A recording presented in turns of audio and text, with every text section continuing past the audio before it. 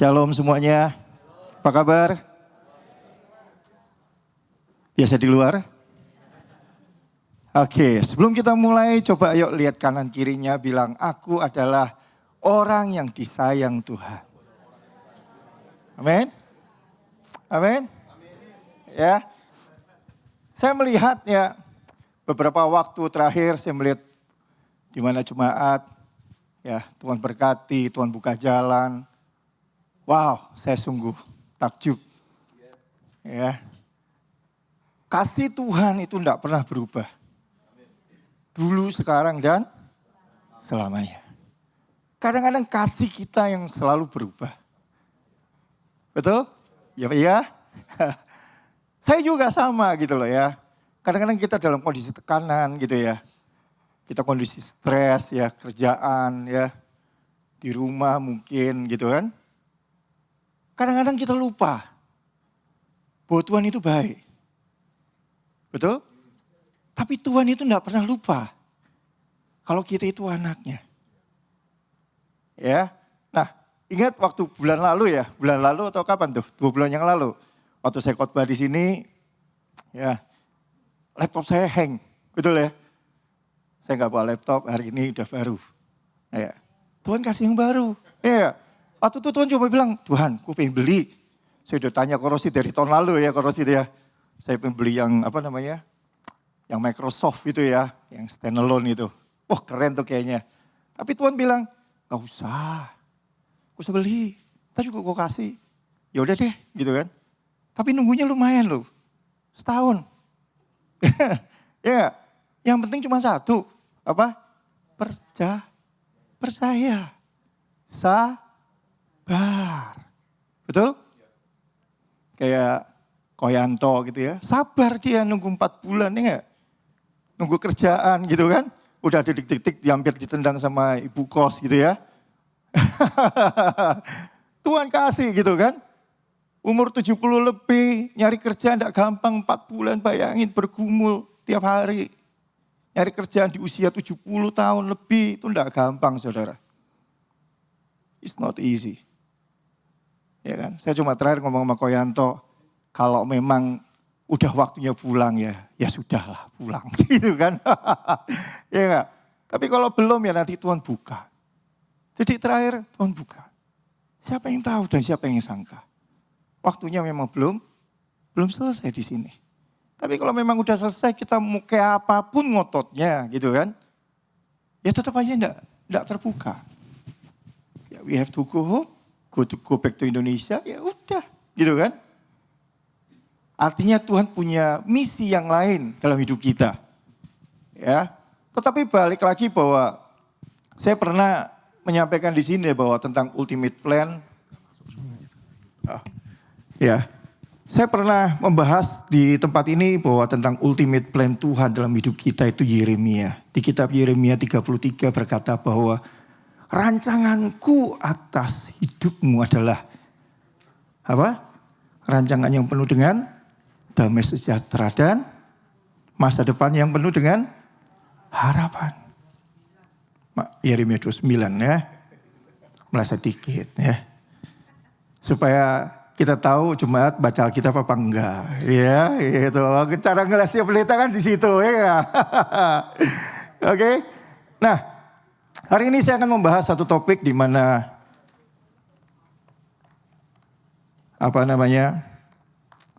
apa sih yang Tuhan desain, apa sih yang Tuhan buat atas hidup manusia. Apakah cuma Yeremia 29 ayat berapa Bu Nevo? 11 ya, oh ya dahsyat. Itu karena ikut live group setiap Jumat ya. Oh, ya makanya ikut live group ya. Jangan madol, bukan jangan malas ya. Oke, yuk dibuka slide-nya. Oke. Kalau kita tidak pernah baca Alkitab, kita nggak akan pernah tahu betapa baiknya Tuhan itu. Kita cuma hanya tahu Tuhan itu baik dari apa kata orang. Kita tidak pernah tahu dan karena kita tidak pernah mengalaminya sendiri. Ya. Tapi kalau kita mengalaminya sendiri, ya, apa kata orang tentang Tuhan kita nggak akan pernah peduli. Itu bedanya. Ya, itu bedanya. Dan bedanya cukup jauh di dalam kehidupan. Ketika kita ngalami masalah, ketika kita ngalami bencana atau apapun gitu ya, kita nggak akan pernah ninggalin Tuhan. Karena kita ngalami kebaikan Tuhan secara pribadi. Ingat dulu Ayub, ya kan? Ayub itu nulis ayat pasal 1 sampai pasal 42. Ayub itu, bayangin. Ayub kenal Tuhan dari apa kata orang aja bisa nulis 41 pasal. Betul ya? Tapi di pasal 42 dia berkata begini. Aku sekarang mengenal Tuhan bukan dari apa kata orang. Tapi dia mengenal Tuhan secara pribadi. Dan Anda bayangkan dulu Ayub menyangka bahwa Tuhan itu ngirim yang namanya iblis. Bayangin. Sangkanya sampai seperti itu. Dia pikir Tuhan itu menguji hidupnya. Ya kan? Itu sampai Tuhan itu kirim iblis untuk apa? Bunuh anaknya. Bikin dia bangkrut. Sampai dia ngalami luka kayak bisul-bisul bernanah. Sampai ketika gatel setengah mati, dia sampai ambil kaca buat garuk kulitnya. Dan itu lumayan lama, bertahun-tahun. Dan Anda tahu, pada saat dia mengerti bahwa ternyata itu bukan Tuhan. Kemudian dia berkata apa di pasal 42? Aku membatalkan semua perkataanku tentang Tuhan dalam hidupku. Anda bisa bayangkan. Kalau kita kenal Tuhan secara pribadi, itu wow banget saudara. Ya, wow banget. Ya, yuk kita mulai. Ya, kita akan langsung mulai dari God's Grand Design. Di mana di pasal Yohanes 1 ayat 1.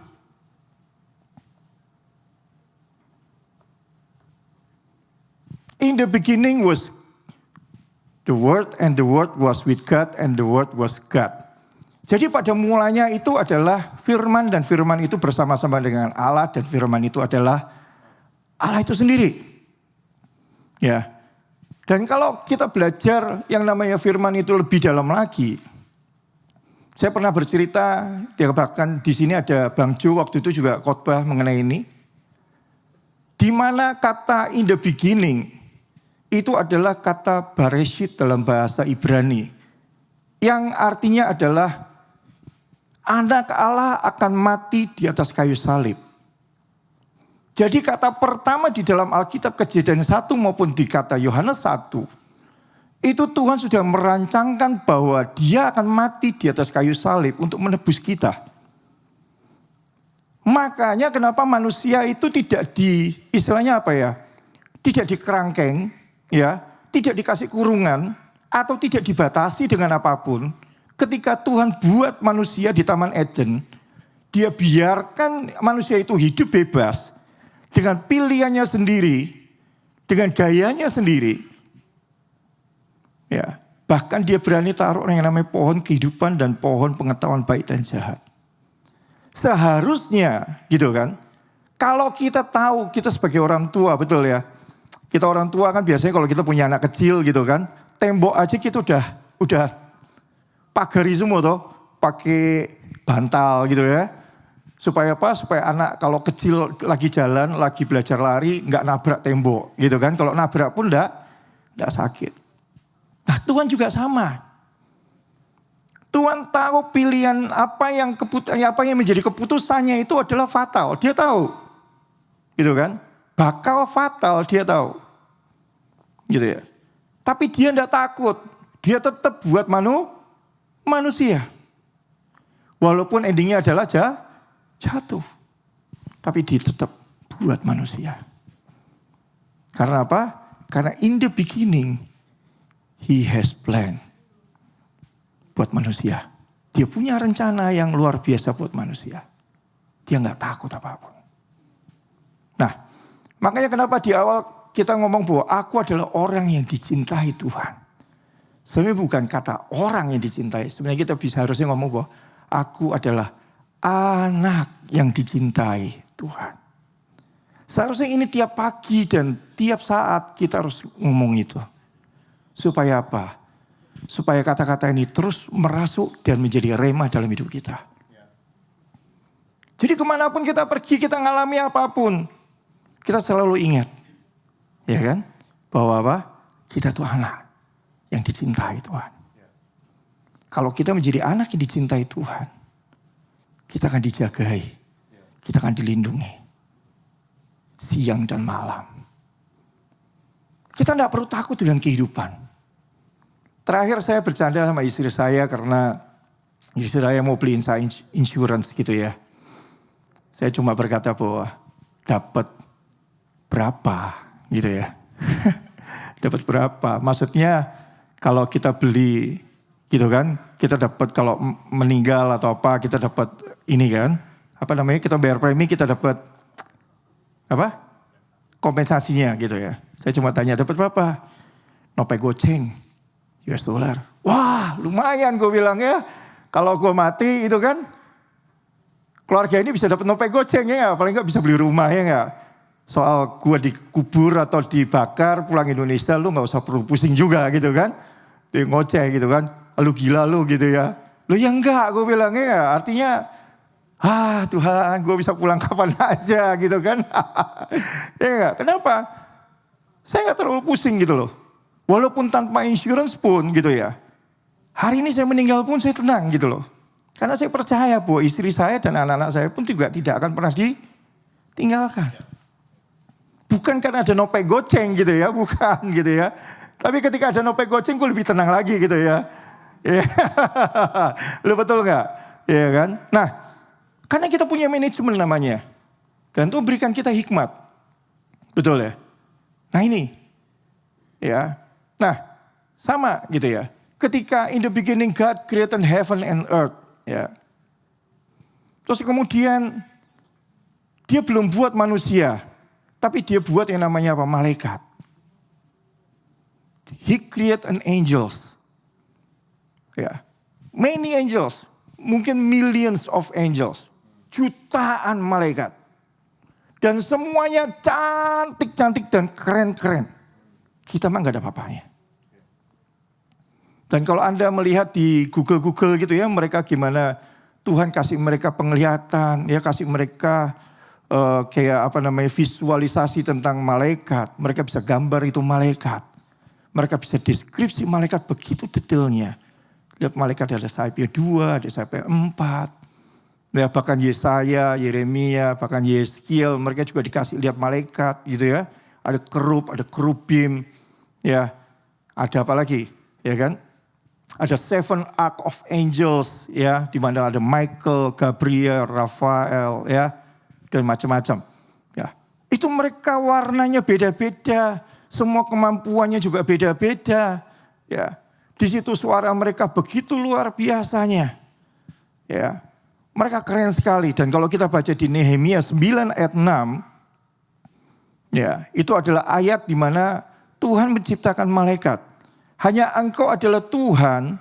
Engkau telah menjadikan langit ya langit. Segala langit dengan segala bala tentaranya. Jadi ketika Tuhan menciptakan malaikat. Ketika Tuhan menciptakan langit dan bumi. Dia langsung ciptain namanya apa? Malaikat. Buat ngisi apa? Surga, kekosongan. Di situ Tuhan banyak berbicara lewat Mazmur Daud. Di mana ketika pada waktu Tuhan boring gitu ya bahasanya gitu ya. Tuhan cuma bilang sama Lucifer waktu itu sebelum jatuh dalam dosa namanya Halel. Ya, Lucifer itu karena diganti namanya jadi apa Halel dijadi Lucifer. Dulu namanya Halel. Halel itu diambil dari kata haleluya. Jadi kalimat kata memuji Tuhan. Ya, jadi malaikat ini dibuat dengan seluruh tubuhnya isinya dengan apa? Alat musik. Jadi kalau Tuhan bilang, ayo Lucifer, Halel, pimpin pujian. Dia berdiri di pinggir panggung, ya kan? Tepat di depan tahta Allah, di depannya, gitu kan? Terus kemudian dia pimpin choir, khusus malaikat. Tapi kelemahan malaikat cuma satu. ketika disuruh, mereka baru nyanyi. Tapi kalau nggak disuruh, mereka nggak nyanyi. Nah, itulah perbedaan antara manusia dengan malaikat. Dan itulah kenapa Tuhan buat manusia tidak membuat pengganti daripada Hallel yang jatuh dalam dosa pada waktu itu. Karena dia merasa dirinya terlalu keren. Anda bayangkan kalau seandainya gitu ya. Saya pernah mimpin pujian itu sekitar 1.000 orang pada waktu itu. Ya sekarang suara saya udah agak kurang bagus ya. Ya. Itu saya wah tuh kayaknya gimana gitu loh teman-teman. Makanya mengerikan itu jadi pimpin pujian di sini, serius. Kenapa? Karena pada saat 1.000 orang itu kan banyak itu, betul ya. Terus kemudian kita bilang ini, ayo kita beri tepuk tangan buat Tuhan. Prok, gitu ya. Kurang meriah gitu ya. Beri lebih lagi buat Tuhan. Oh, gitu kan gayanya gitu kan. Kalau WL di tempat-tempat yang lama gitu ya. Semua nadanya begitu. Shalom, beri tepuk tangan buat Tuhan. Semua tepuk tangan. Kalau kurang kenceng saudara, kita ngerasa kayaknya gimana gitu loh. Iya betul ya. Aduh kayaknya gak kurang semangat saudara. Lebih lagi gitu kan buat Tuhan. Sedikit buat saya gitu ya. Dan itu mengerikannya di situ. Itu mengerikannya di situ. Dan makanya kenapa banyak ya hamba-hamba Tuhan jatuh gitu ya. Karena mereka ngambil sedikit aja dari kemuliaan itu. Ngambil sedikit dari pujian itu. Nah, Hallel pada waktu itu juga sama. Jadi sebelum ada dosa, sebelum ada namanya manusia, kejatuhan itu terjadi di surga, saudara. Bayangkan, seorang malaikat yang tadinya hanya untuk disuruh untuk muji Tuhan. Karena diberi kebebasan, khusus. Bayangin, Hallel itu hampir menyamai yang maha tinggi. Anda bisa bayangin. Hampir sempurna. Boleh dibilang kalau nilainya itu mungkin 98. Gitu kan. Tapi karena ya itu tadi. Tiap kali ketika dia mimpin pujian. Anda bayangin. Dia berdiri di samping Tuhan. Tuhan di sini. Dan dia menerima pujian. Anda bayangkan. Dan ketika semua malaikat menyembah. Dia gak ikut menyembah. Dia merasa disembah. Anda bayangkan. Manusia aja bisa jatuh di situ. Manusia aja akan merasa bahwa wah gila, ya. Gila banget, orang rebah di mana-mana. Gitu ya. Orang tunduk nyembah, mereka nangis-nangis. Dan saya pernah ngalami itu, saudara. Saya pernah ngalami itu.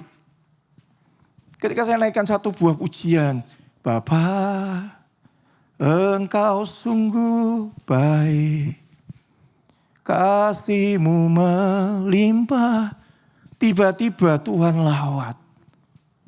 Itu satu gereja saudara, semua tiba-tiba rebah dan semua nangis. Tapi besoknya hari, saya nyanyi lagu yang sama, tidak terjadi apa-apa. Itu sampai pemimpin yang bawa kita mission trip gitu ya. Kaget gitu. Ben, kamu kenapa? Gitu kan. Kemarin kamu bawa luar biasa. Kok hari ini kok enggak terjadi apa-apa? Lah mana gua tahu ya. Orang itu Tuhan yang buat kok bukan gua yang buat. Gitu kan. Mungkin kemarin mereka nangis suara gua jelek kali gitu kan. Gua juga gak tahu gitu kan. Lu betul gak? Ya kan gitu loh. Mungkin mereka nangis kemarin karena lagi sedih, lagi stres saya bilangnya gak. Begitu dengar Bapak, Engkau sungguh, semua wah nangis gitu kan. Saya juga gak tahu kenapa. Anda bisa bayangkan ketika kalau saya mau mencuri itu kemuliaan Tuhan. Itu sebenarnya mudah sekali. Betul ya? Mudah banget. Setelah itu saya bisa pasang tarif. Kamu mau bisa bikin semua nangis gitu ya. Jangan lupa PK-nya gedean gitu kan. Loh banyak hamba Tuhan yang kayak begitu. Dikasih hotel murah enggak mau, banyak. Itu kan, mesti flightnya pakai first class, banyak. Gitu ya, banyak. gitu loh. Ya kan? Mereka lupa bahwa semua itu karena Tuhan, gitu loh. Dulu saya juga sama, gitu kan. Belajar dari Tuhan. Gitu kan. Kita kita ada sekarang ini semua karena Tuhan. Gitu ya. Dalam kelimpahan maupun kekurangan, itu semua karena Tuhan. Semua punya Tuhan, kita itu cuma hanya steward. Kita itu cuma pengelola. Saya ingat dulu waktu saya melayani di kampung-kampung, saya melayani di Makassar, di ujung-ujung gunung sana. Semua biaya itu saya keluarin sendiri. Karena apa? Karena saya diberkati Tuhan. Saya pergi pelayanan, itu bukan untuk cari uang. Saya melayani karena saya mau balas kasih Tuhan. Saudara, ya, ketika kita diberkati Tuhan, ayo. Uang itu cuma numpang lewat, saudara. Uang itu cuma alat. Hari ini ada, besok bisa tiada. Cuman angka. Tapi yang jadi pertanyaan cuma satu, ketika angka itu datang, kita pakai buat apa?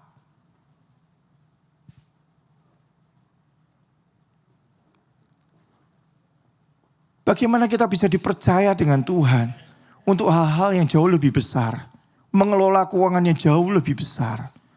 Dengan keuangan yang sederhana kita tidak bisa dipercaya. Ya kan? Kita pakai untuk hal-hal yang tidak baik. Tidak menyehatkan tubuh kita, ya kan, tidak memberkati. Itu kadang-kadang Tuhan tetap kasih berkat, Cuman porsinya mungkin akan dibatasi sampai kita dipercaya lebih, maka Tuhan akan kasih lebih. Bukan karena Tuhan jahat, tapi karena Dia baik, ya kan? Dia tahu. Malaikat yang sudah punya kapasitas begitu luar biasanya pun jatuh. Anda bisa bayangkan. Dulu kalau kami lagi ngomongin soal bisnis gitu, kita mau buat bisnis gitu ya. Kita selalu ngomong bahwa ingat loh ya, kalau keuangan itu mesti 2 orang yang pegang. Tidak boleh 1 orang. Kenapa? Kalau cuma masih jutaan, manusia itu nggak akan kilaf. Betul ya. Tapi kalau udah ngomong soal angka M ya, ember, ya, malaikatnya jatuh, dibilang begitu. Itu teman saya gitu loh, ya kan. Dan itu memang terjadi berkali-kali, saudara. Kalau udah kita ngomong ember gitu ya, itu udah kilaf semuanya udah, gitu kan. Matanya berubah, hidupnya berubah, cara berpikirnya udah berubah, gitu loh. Yang tadinya setan gak ikut-ikut pun akhirnya diikut-ikutin juga, ya kan. Karena dia kesetanan, gitu ya. Akhirnya dia makan tuh duit, gitu kan. Walaupun setan gak ikut-ikut juga, gitu kan. Tetap disalahin juga. Nah itulah malaikat. Dan Anda tahu betapa spesialnya malaikat itu di mata Tuhan sebenarnya. Bayangkan, seorang Halel itu dibuat, diciptakan hanya dengan perkataan. Jadi malaikat. Jadi, dan kerennya luar biasa. Hari ini jeleknya luar biasa. Betul ya? Anda lihat pocong aja Anda stres. Ya gak? Betul ya? Itu malaikat jatuh gitu. Anda lihat suster ngesot gitu ya. Itu malaikat jatuh itu. Betul ya? Itu di Indonesia doang. Di sini tidak ada ya. Anda ke kuburan kemarin ikut basar pun tidak stres gitu kan. Tapi kalau Anda ke kuburan di Indonesia Anda pulang stres ya. Ya kan? Di sini setan keren-keren, di Indonesia setan gak ada yang mandi, ganti baju pun gak ada gitu ya. Menyedihkan sekali itu setan di Indonesia gitu ya. Jujur aja. Itu kok yang bikin kok ya bisa begitu ya. Ya kan? Di Cina semua setan pakai baju kerajaan. Iya kan? Vampir-vampir di Cina itu semua pakai baju kerajaan, keren-keren, lompat-lompat walaupun gitu kan. Di Amerika semua bajunya keren-keren pakai jas setannya. Ya kan? Di Indonesia doang yang bajunya gak ganti-ganti. Aduh kadang-kadang saya ngeliat kok ya, orang Indonesia itu kok ya ngejelek-jelekin setan sampai begitu jeleknya gitu kan. Sampai akhirnya dia sendiri juga takut sama setan gitu. Ya itulah ya. Nah itulah bala tentara Allah yang tadinya begitu keren, jatuh dalam dosa. Namanya diganti seketika menjadi setan. Ya. Hanya cuma King James pada waktu itu mengganti nama Halel menjadi Lucifer. Di dalam Alkitab, ya di dalam sepanjang Alkitab 66 kitab, itu cuma satu-satunya nama yang mengganti kata Halel menjadi Lucifer, itu cuma satu doang itu. Sisanya nama Halel tidak pernah disebut sama sekali. Kecuali nama apa? Setan. Yang kedua julukannya adalah iblis. That's it. Nggak pernah disentuh, nggak pernah disebut, nggak pernah disinggung-singgung riwayatnya. Karena apa? Udah jatuh. Nggak ada nilainya lagi. Ya. Dan kita mesti harus ingat bahwa di Ibrani 1 ayat 14. Ya, di slide berikutnya. Ibrani 1 ayat 14. Malaikat itu adalah roh. Setan itu juga adalah roh. Karena setan itu adalah malaikat yang jatuh dalam dosa. Di Markus 12 ayat 25 ini Yesus sendiri yang berkata bahwa apa? Malaikat itu enggak kawin. Catat baik-baik.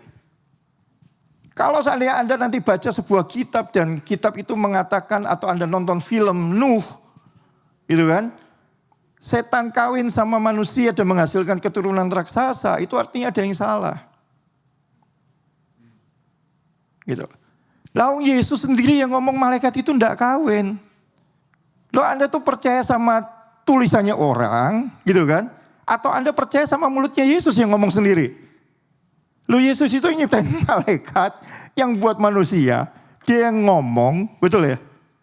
Ingat pada waktu dia naik ke atas gunung, terjadi transfigurasi, ya kan? Antara Yesus, Elia dan Musa, betul? 3 orang. Kemudian murid-murid Yesus ngomong apa? Ayo cepat, kita bikin kemah. Ya kan? Untuk ketiga orang-orang yang luar biasa. Kemudian tiba-tiba ada suara dari langit muncul. Dan ngomong jelas sekali. Ya kan? Apa? Dengarkanlah. Apa? Perkataan anakku. Jadi kalau Bapak sendiri yang ngomong, dengarkanlah dia. Satu-satunya anak yang diutus oleh dia. Yang dari bagian dirinya sendiri. Dan berkata, percaya omongan Yesus. Artinya apa? Ya kita cuma percaya doang sama omongan dia. Jangan percaya sama kitab-kitab yang lain yang gak jelas. Ataupun perkataan pendeta yang gak jelas. Betul ya? Waduh lah, kalau dia sendiri ngomong malaikat gak kawin. Ya gak kawin saudara. Jangan dipaksa punya anak. Ya, betul ya? Kawin sama keturunannya Kain gitu kan. Kemudian menghasilkan keturunan-keturunan raksasa. Itu genetik.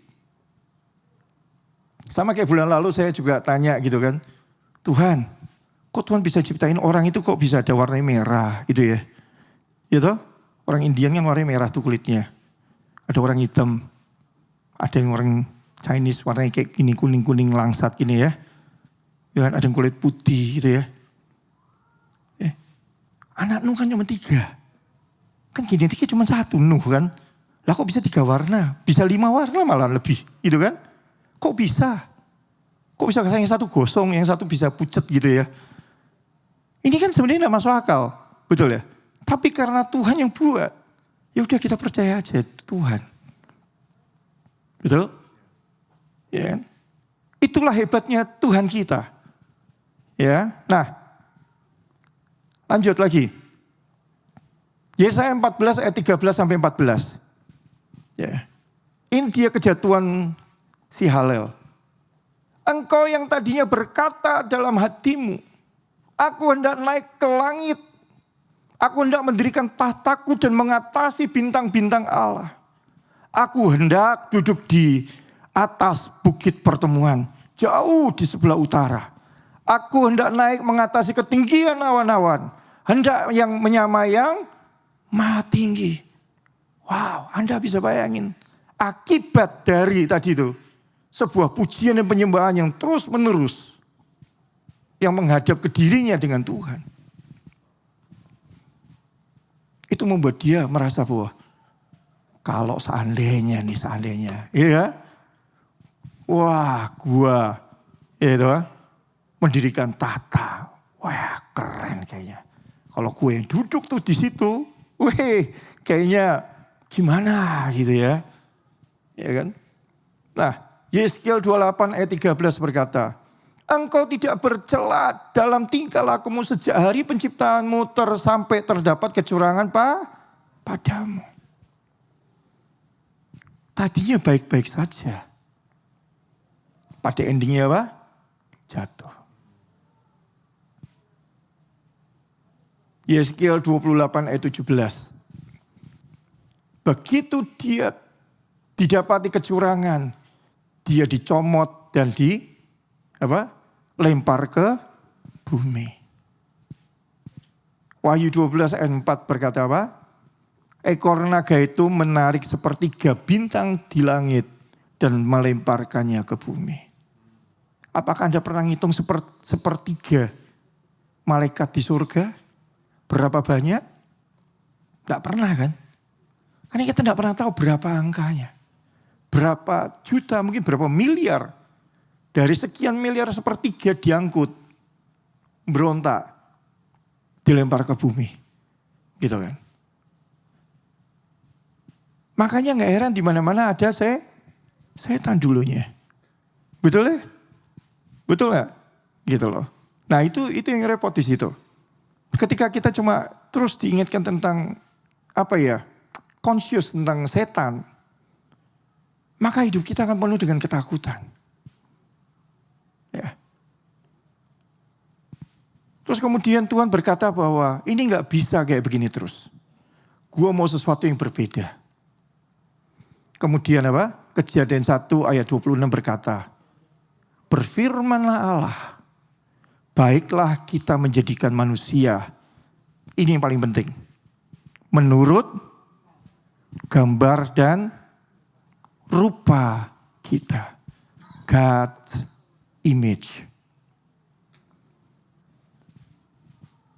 Jadi semua yang ada di sini adalah serupa dan segambar.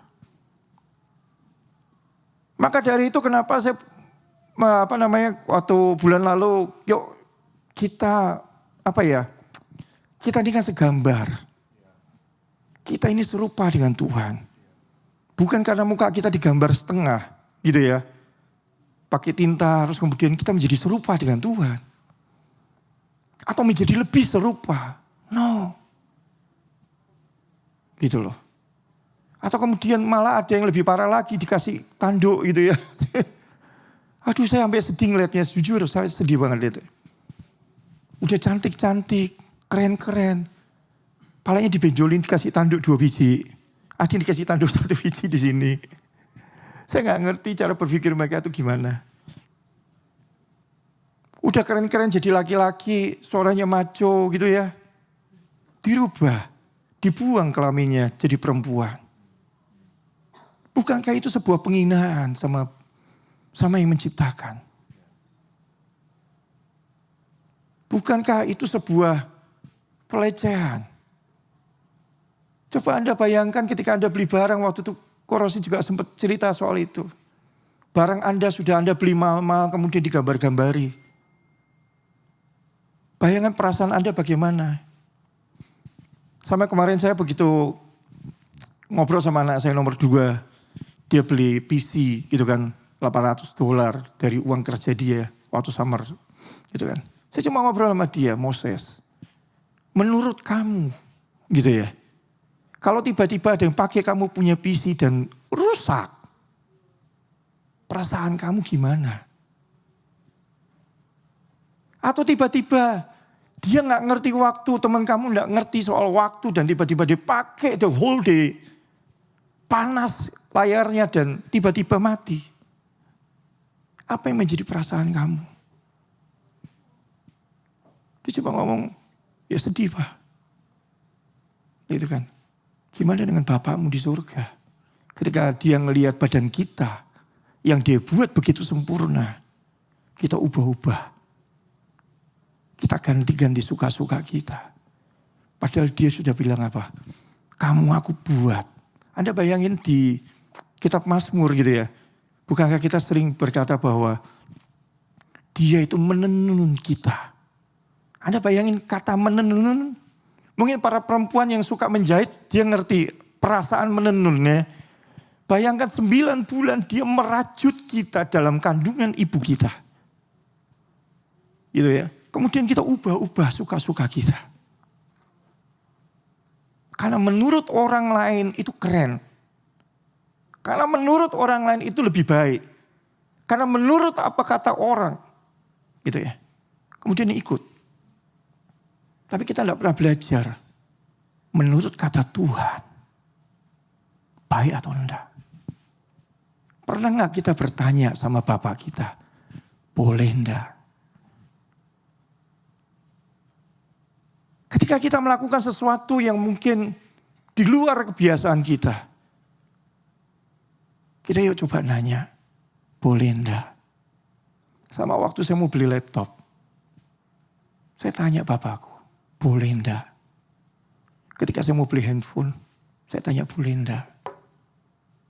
Untuk hal yang paling simpel. Beli sepatu pun saya juga tanya. Bapak boleh enggak? Uang ada enggak? Ada. Saya cuma nanya boleh enggak? Kok dia bilang belum? Nggak usah sabar. Sabar. Cuma boleh enggak? Tapi udah di toko gitu ya.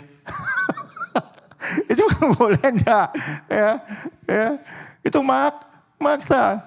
Dia pasti akan bilang boleh gitu loh. Tuhan itu gak akan pernah bilang gak boleh.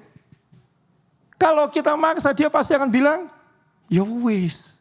Ya, lah udah di depanmu di depan kasir kamu baru bilang boleh enggak. Itu sih bukan nanya, maksa gitu kan. Nah ini loh kadang-kadang teman-teman yuk kita belajar. Anda bayangin, kita itu dibuat segambar. Kejatuhan manusia itu karena suara iblis yang setiap kali ngomong kalau kamu makan buah, kamu akan menjadi serupa. Anda bayangin, di sini jelas dia dibuat sudah serupa. Tapi iblis berkata apa? Kamu akan menjadi sama. Lu kita udah sama. Nah ini. Ya. Lanjut.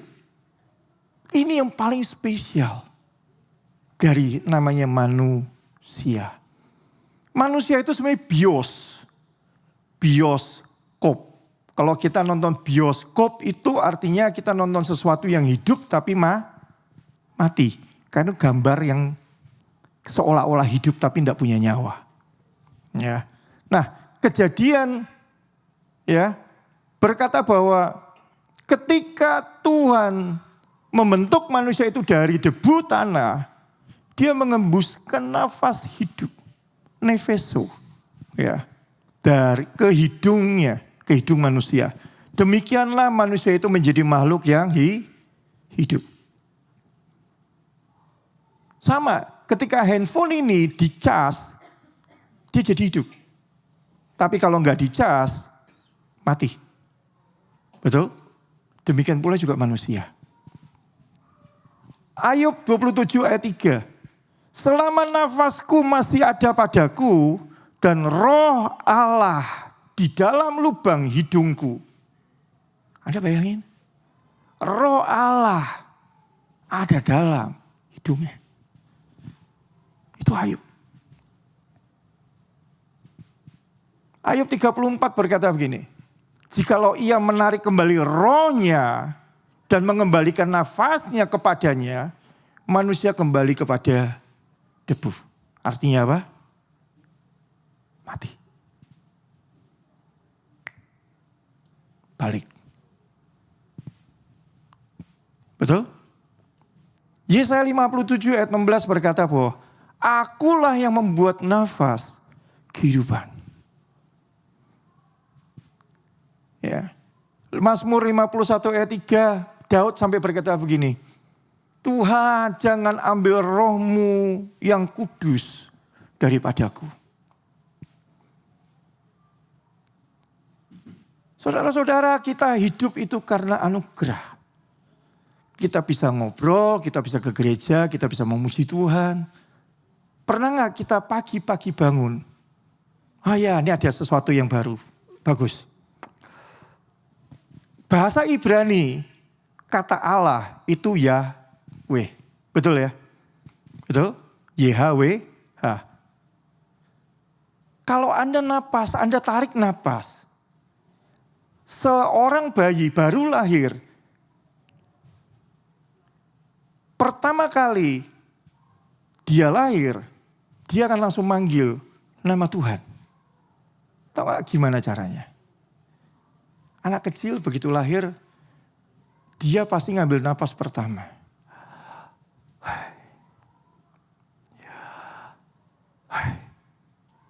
Kita kalau tarik napas pun juga sama.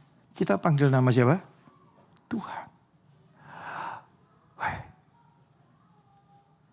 Anda sebelum mati, orang sebelum mati pun juga sama. Ya kan? Mengembuskan nafas terakhir sebelum dia mati. Dia menggembuskan, dia manggil nama siapa? Tuhan. Yahweh. Makanya dia bilang apa? Debu kembali kepada debu, tapi roh kembali kepada si pencipta. Nah, ya. Jadi ketika nanti Anda mulai besok pagi bangun pagi, Anda coba begitu, melek mata, nafas. Ingat Tuhan. Bahwa nafas ini adalah dari Tuhan. Ya, mengucap syukur. Ya, keren ya. Oke, lanjut. Ya, manusia jatuh dalam dosa. Sebab ya, karena manusia telah jatuh dalam dosa dan kehilangan kemuliaan Allah. Pertanyaannya adalah, apa itu kehilangan kemuliaan Allah? Ya kan? Mati. Tidak punya roh. Napasnya diambil. Makanya manusia cuma kembali kepada debu. Di dalam kitab Pengkhotbah, itu bahwa manusia ketika dia mati tanpa Tuhan akan hilang lenyap.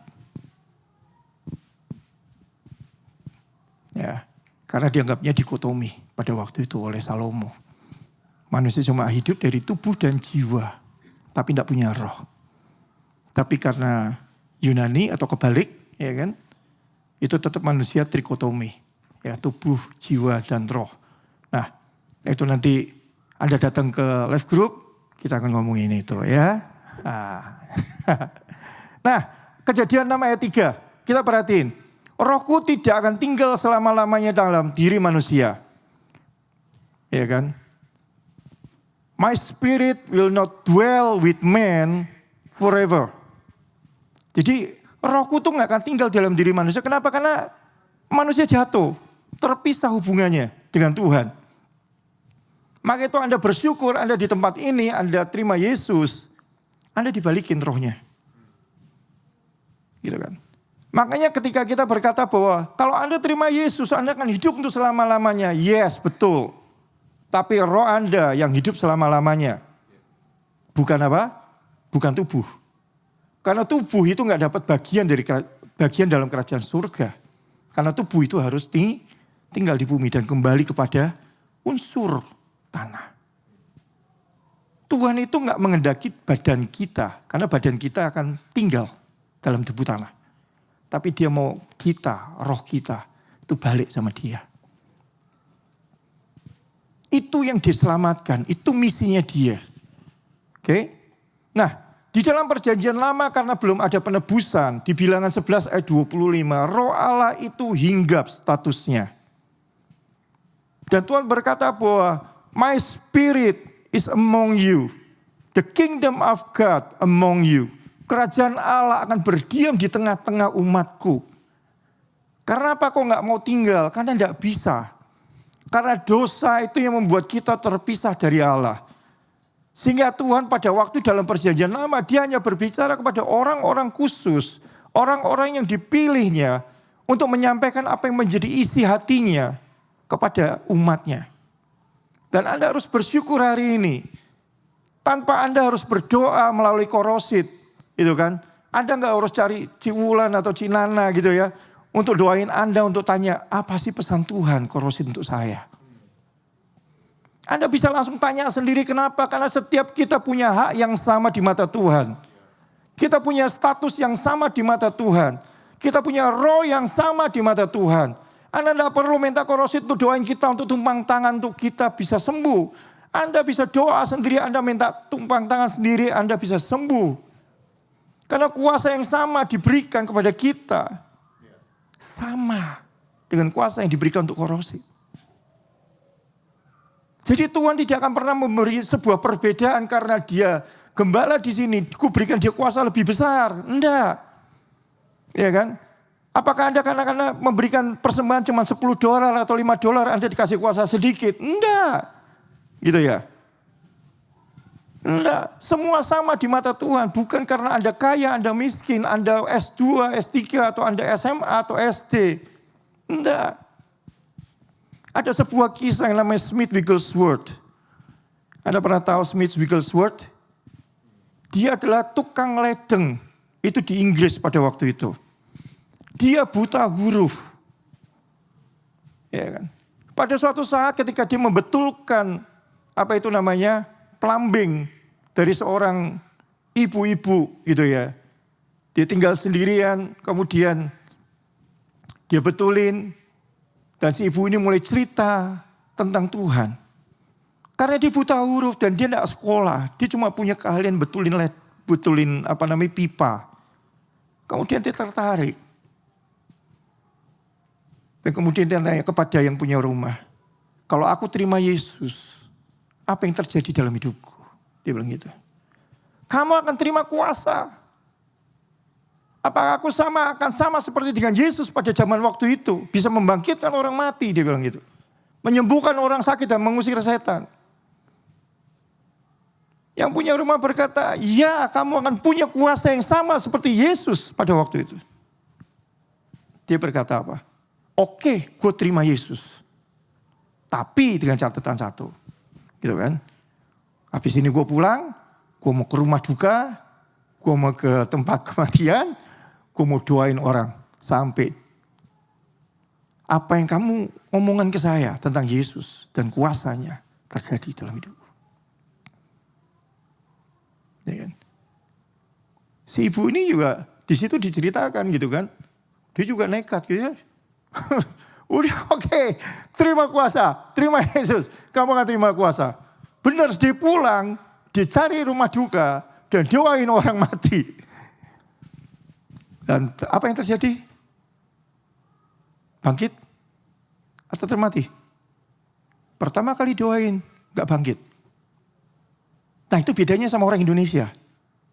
Ya, bedanya sama orang Indonesia gitu. Kalau orang sekarang kan gini, di videoin. Ya, kalau zaman dulu kan gak ada handphone, ya kan. Ya, begitu gak bangkit, ya kan. Nah, dia datang ke rumah duka, dia ngomong sama yang anaknya, yang papanya meninggal gitu ya. Oh, boleh gak gue doain? Kalau orang bule itu orangnya terbuka. Mindsetnya open mindset. Kalau kita orang Indonesia kan kadang-kadang iya tapi enggak gitu ya.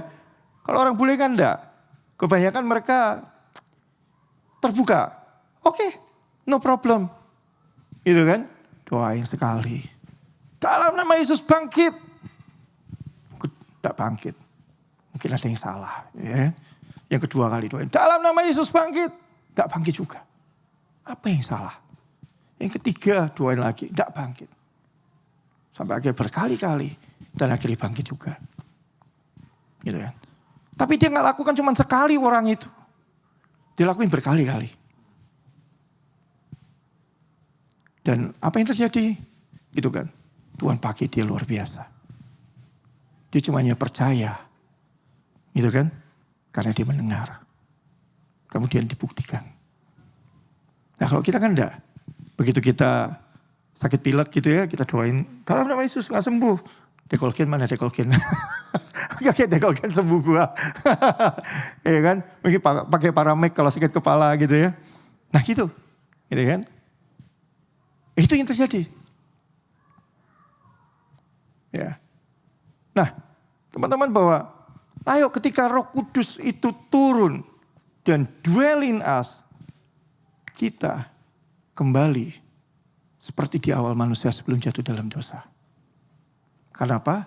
Kemuliaan Allah yang tadi hilang, itu dikembalikan lagi. Ya. Nah, Tuhan membuat rancangan keselamatan itu dibagi 3. Yang pertama adalah hukum hati nurani. Ya, cepat sekali ya. Saya akan lanjutkan dengan cepat. Waktunya sudah berlari lebih dahulu. Ya, saya akan selesaikan dalam waktu yang sesingkat-singkatnya, oke? Hati nurani. Dulu tidak ada hukum apapun yang kecuali hakim nurani, hati nurani. Jadi semua hal itu ditimbang dari hati kita. Jadi ketika Kain bunuh Habel, dia dikejar rasa bersalah. Dia cari Tuhan. Gitu kan. Nah, yang kedua adalah hukum Taurat. Hukum Taurat itu tadinya ada 10. Kemudian dipecah dan akhirnya menjadi 613. Dan Anda bisa bayangkan ada 248 tulang manusia. Dan ada 365 hari dalam 1 tahun. Dan itulah totalnya ada 613. Jadi setiap hari kita harus melakukan hukum Taurat minimal 1 hukum selama 1 tahun. Jadi ketika hari ke-364 Anda gagal, maka 364 hari itu dianggapnya hangus. Anda harus mengulangi lagi dari awal. Dan Anda bisa bayangkan, untuk kudus dan untuk menjadi serupa dengan Tuhan pada waktu itu, sebelum adanya penebusan, Anda harus ikutin hukum ini tiap hari, minimal 1 hukum Taurat. Harus berhasil. Jadi kalau Anda hari Sabtu, Anda mencet leave, tombol leave, batal. Ya, jadi kalau Anda ke Israel, hari Sabtu, hari Sabat, Jumat malam ke Sabtu sore, ya kan? Anda nggak akan pernah lihat orang Israel itu mencet leave, ya, atau masak, ya, batal demi hukum Taurat. Harus ngulang lagi dari awal. Betapa menyedihkan dan betapa lelahnya hidup mereka. Makanya Tuhan bilang apa? Ya enggak? Barang siapa yang letih lesu dan berbeban berat, ya kan? Karena orang-orang Israel pada waktu itu letih lesu dan berbeban berat. Kenapa? Karena bayangin tiap hari dia harus lulus hukum Taurat satu-satu. Kalau enggak dia harus ngulang lagi dan ngulang lagi selama hidupnya sampai dia menitikan tembusan nafas yang terakhir. Ya kan? Yang ketiga adalah hukum kasih karunia. Ya kan? Ketika Tuhan, tadi yang saya katakan di Kejadian 1 ayat 1 Bereshit. Ketika Tuhan kirimkan anaknya mati di atas kayu salib. Menebus kita. Dan dia berkata, it is finished. Tetelestai. Tetelestai itu artinya apa? Itu kan. Anda dibayar lunas. Dosamu masa lalu. Masa sekarang dan masa yang akan datang. Jadi kita itu dibenarkan, kita diselamatkan bukan karena perbuatan kita. Kita diselamatkan karena kasih karunia Tuhan. Makanya Paulus berkata bahwa tidak ada satu orang pun yang boleh memegahkan dirinya. Kenapa? Karena bukan karena perbuatan kita diselamatkan. Bukan karena sumbangan kita di gereja gede kemudian kita diselamatkan. Bukan karena kita paling pintar kita diselamatkan. No. Seperti kemarin hari Jumat kita ngobrol ya. Mungkin kalau ada pengangkatan, mungkin orang-orang emis duluan yang diangkat. Betul ya? Mereka nggak ada handphone, ya kan? Mereka nggak ada TV. Mungkin ada TV kali ya, gitu kan? Mereka hidupnya kudus, gitu kan? Wah luar biasa mereka. Ya kan? Kalau Anda mungkin mau kudus, Anda hiduplah sama orang-orang emis. Loh betul ya? Bayangin mereka nggak punya handphone. Oh, kita lepas dari handphone aja kita pulang ya. Betul ya? Wah, handphoneku ketinggalan, pulang itu jauh-jauh gitu kan. Betul ya? Tapi kalau Alkitabnya ketinggalan, udahlah nanti di sana juga ada Alkitab. Betul ya Pak ya kan? Ya. Aduh, apalagi kalau udah perginya 3 hari gitu ya, nggak ada handphone gitu ya. Aduh, haleluya. Saya pernah naik ke atas gunung gitu ya, dan di sana nggak ada sinyal gitu ya. Itu teman-teman gitu, stres semua gitu ya. Saya lihat muka-mukanya berubah semua, luar biasa. Kenapa? Gak ada sinyal. Handphone mereka canggih-canggih, ada iPhone, ada Samsung gitu ya. Nggak taunya di sana ada sinyal itu Me Too. Handphone Cina yang jadul. Itu malah ada sinyal gitu kan. Wah, semua jadi rebutan semua. Ya, nah itulah hidup ya. Nah, ketika Tuhan mati dan dia berkata bahwa apa? Di Kisah Para Rasul 1 ayat 28 bahwa kamu akan menerima kuasa ketika Roh Kudus turun ke atas kamu. Ya kan? Kenapa Yesus memberikan Roh Kudus? Karena supaya kita bisa intim dengan Tuhan. Sebenarnya bukan tujuan Tuhan supaya kita bisa intim. Tapi sebenarnya supaya dia bisa intim balik sama kita. Itu tujuan utamanya Tuhan. Karena pada saat Adam jatuh dalam dosa, Tuhan pun nangis. Dia teriak, Adam, Adam, di mana engkau? Dia nangis, kenapa? Karena apa? Soulmate-nya itu berasa kayak dirobek dari dirinya. Dia yang biasa, ya kan? Kita lihat di kejadian berapa itu ya? Ya kan? Itu dibilang bahwa mereka mendengar bunyi langkah Tuhan, langkah kaki Tuhan. Manusia bisa mendengar langkah kaki Tuhan ketika Tuhan jalan di Taman Eden. Tiap sore itu jalan bareng. Inisiatifnya dari Tuhan, langkah. Tuhan yang melangkahkan kakinya. Dia jalan bareng sama Adam. Dia ngobrol sama Adam. Dan tiba-tiba hari itu dia menemukan Adam tidak ada. Dia panik. Dia teriak. Adam, Adam di mana engkau? Ada bayangin ketika Anda kehilangan soulmate Anda. Anda akan nangis. Kenapa? Separuh jiwa Anda lenyap. Atau Anda bersyukur. Lenyap gitu ya. Nanti saya doain habis pulang ya. Ya. Itu. Itu Tuhan. Makanya dia punya inisiatif. Ayo Yesus, lu mesti mati. Gitu kan. Sampai akhirnya apa? Di Taman Getsemani, Yesus ngalami talak 3. Ya kan. Di mana keputusan itu total, mutlak, mati. Tuhan ngomong kan, Yesus ngomong kan, boleh enggak cawan ini berlalu? 3 kali dia tanya. Dan Tuhan jawab, no. You have to die. Kalau enggak mati, kita enggak bisa bareng sama manusia. Kita enggak bisa jalan lagi, intim lagi sama manusia. Dan itulah tujuan Tuhan. Ya. Yang kedua adalah kita berjalan-jalan sama dia. Kita enggak cuma intim doang, tapi kita jalan bareng. Ya. Dulu Tuhan kalau ya sebelum kematian Yesus, begitu manusia jatuh aja kayak Saul gitu ya. Dia mendukakan hati Tuhan, Roh Allah langsung undur daripada Saul. Kenapa? Karena Tuhan tidak bisa kerja sama atau berdiam bareng, jalan bareng sama orang yang berdosa.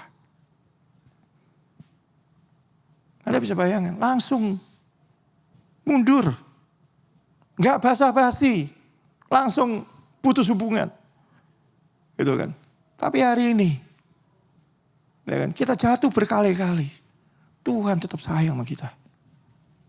Bukan habis ini berarti kita pulang terus kita jatuh gitu ya. Enggak ya. Gitu loh.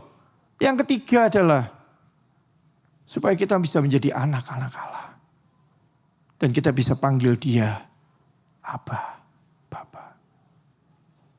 Anda bisa bayangin orang Yahudi yang begitu luar biasa, gak bisa panggil Tuhan itu apa. Kita lihat agama lain, gitu ya.